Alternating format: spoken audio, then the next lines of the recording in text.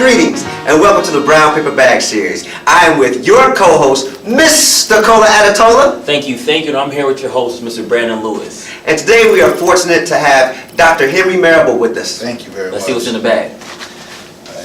We got a word. Four whites.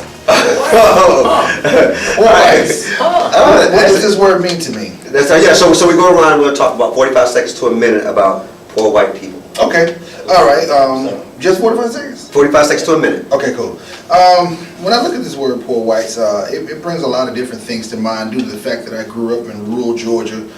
There were a lot of folks who were not well-to-do living in those areas. When I look at poor whites, honestly and truly, even though sometimes some of those folks may not vote in their interest, they're just like poor blacks or anybody else, you know. They are needing resources. They are also needing, they want to have a family. Most times they want to have a family, want to make sure the family's secure. But what I would say most is, if we ever got past the complexion thing, this skin color thing, we would see that poor whites are just like poor blacks. We're all the same, actually. Thank you so much.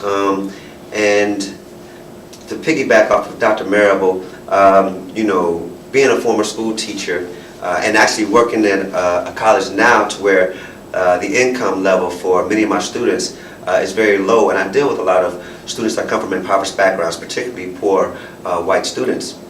And so I hear a lot of stories that are very similar to poor black people that I know, poor Hispanic people that I know. You know, poverty sometimes has, you know, no face, and it doesn't have a discrimination. Now, there are certain things that are in place structurally to where people are able to benefit, such as through things like white privilege and so forth. So there are some things there, but if you are a part of this impoverished sort of setting or environment, you're going to be affected, and that you're going to be affected in schools and just in your matriculation and in your progress. It's hard to sometimes escape poverty, and so as Dr. Marable said, you know, I think if we looked at poverty, I think there's and really worked to sort of benefit all people, then perhaps we could possibly break down some of the racism and the differences that we see amongst each other, and just sort of work in a coalition to sort of help all people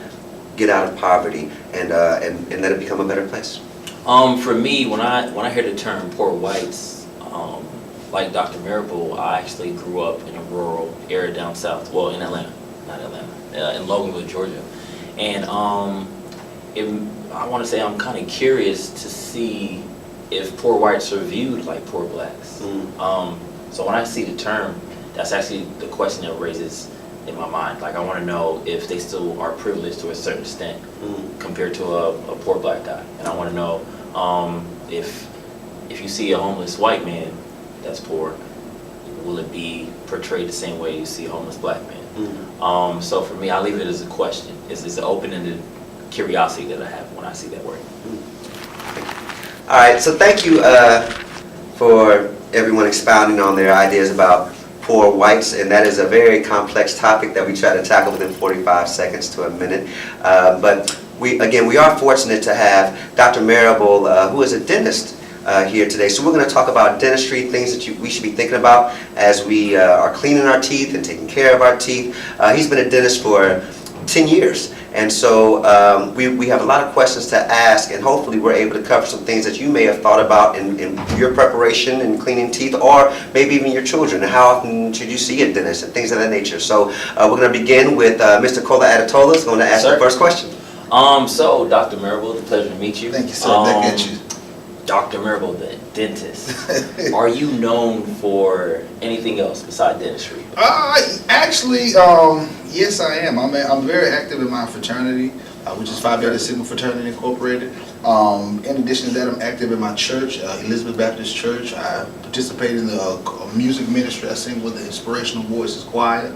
Other than that, outside of just working in dentistry per se, I'm also a member of Organized Dentistry, the North Georgia Dental Society, and where that kind of takes a step away from quote-unquote dentistry, the office setting and things of that nature, is we offer a support group to African American students who are from Georgia that go to different dental schools all over the country. and we also offer scholarships as well to those students as well. So, you know, those are, and last but not least, but most important, I'm a father. So I have a 14-year-old son. So that's really the biggest thing, even though that's at the end, because of the fact that it's so large that if I can't take care of him and do things for him, all the other things I'm not even allowed to participate in. Absolutely. Very true, very true. I like that. What led you to dentistry? What's your background in the, I guess, in the school system aspect? Well, I went to Fort Valley State University. I was an animal science major, which is an agriculture major. My brother, he's also an animal science major as well, and I have family members that are in dentistry. But the real reason how I got into dentistry was I actually was a person who came in who needed dental work, and honestly, I had several feelings of insecurity, you know, feelings of lack of self-esteem due to the fact that I was not happy with my smile, you know.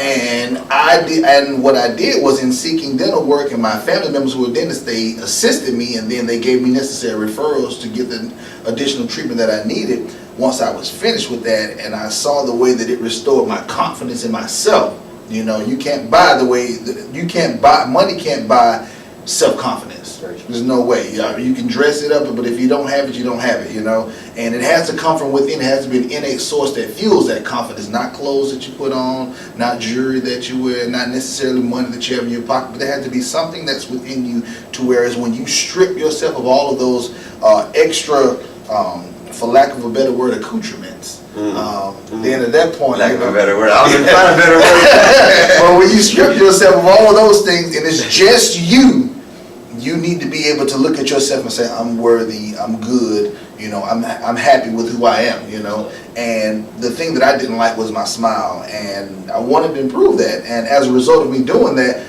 the way that it made me feel, I wanted others to feel that same thing. I wanted others to also be able to overcome that hurdle of low self-esteem or not really fully embracing themselves, you know. So that's how I really got into it. In addition to that, I used to work in my uncle's office. I used to, when I was an undergrad, had a job of pretty much coming in, sweeping the floors, wiping the windows. It's easy, $250 a week, you know what I'm saying? You gotta understand, college student, you know? Yeah. It's a lot of money, right? Right.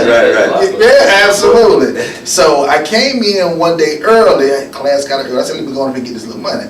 I came, and this is in Macon, Georgia. I came up to the office early, and I saw my uncle working on a little kid. The little kid had a chipped front tooth. And I'm thinking, and while I'm going through getting my dental work and stuff done, I'm like, I know this kid probably feel bad about his tooth chipped in the front. He was probably like 10 years old. You know, he in elementary school, so you know the kids, they can recognize, they joning, right? They cutting the rug.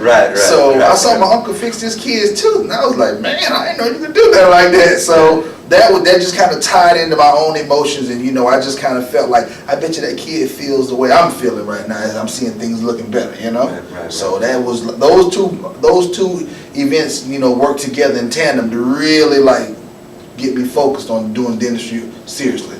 I had several different other types of career paths that I had looked into. My dad is a retired agricultural school teacher. I considered doing that as well. I also did an internship with the USDA in Beltsville, Maryland back in 1999. We actually cloned an animal. Really? A cow. In 99? 1999, I thought they didn't start that till like 2000. That's when it came like... public. Yeah, it was already going on. And so I looked into teaching school. I thought it was pretty good. Thought it was very rewarding.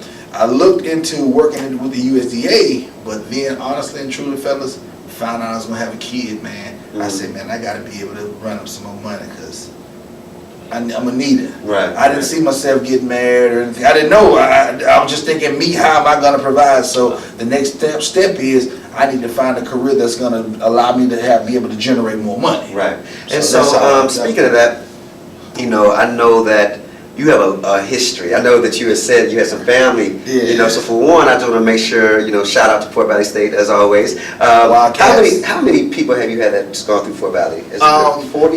It's about right at about 41. 41. It was like 36 back in 2000 and like 2. Fort Valley, they honored our family. When President Lamotte came, they had a little thing for our family. We were recognized at Fort Valley State. At that time, we had like 38 people that had gone through. But since then, I've had a niece, a nephew, Oh, wow. 2 more first cousins. Okay. And so that's what kind of pushed it over that number to put it like right at 40, 41. And how many of them have become dentists? Out of those, we've got 9. 9 dentists. Nine dentists. So you had And 9 dentists, yeah. You know, All and- 9 of those went to Fort Valley State, except 1 went to UGA.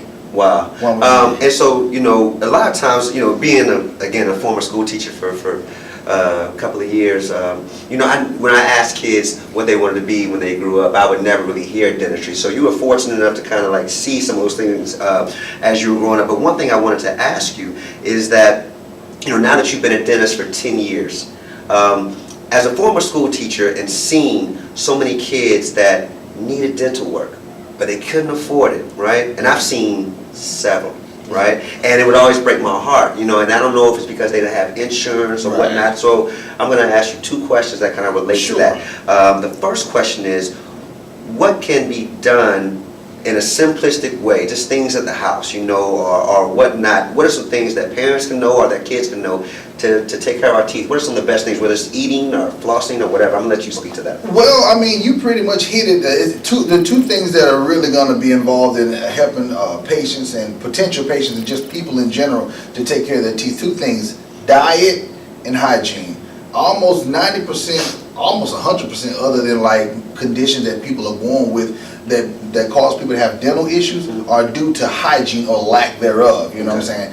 Lack of hygiene produces cavities. Lack of hygiene produces gum disease. You know, and from gum disease and from decay, you get a host of other issues such as needing crowns or needing fillings, needing root canals, and even needing extractions because it just goes unchecked for so long. You know, Right. so in addition to that, diet-wise, depending on what you're eating, can cause you to need to perform additional procedures in your hygiene routine to make sure that you are properly maintaining your teeth in order to ward off the attacks from acid and things of that nature.